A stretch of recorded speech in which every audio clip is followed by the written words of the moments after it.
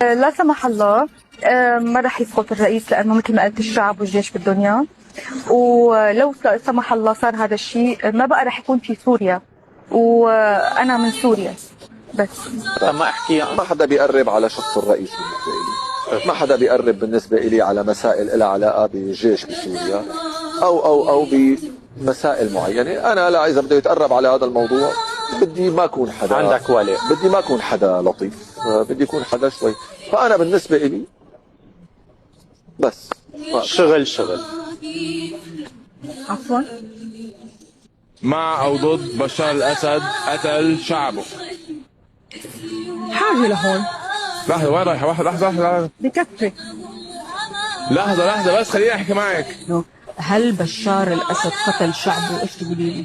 هلا بقول ايه بعد كل شيء عم نشوفه، وما عم اقول ايه لانه اختفى او هلا انه صار عنا حريه، لانه فهمنا وعرفنا وشفنا كم المجازر الفظيعه اللي عملها بثرنايا التي لا تصدق، شيء يبني له القلب، يعني عن جد ما تصدق.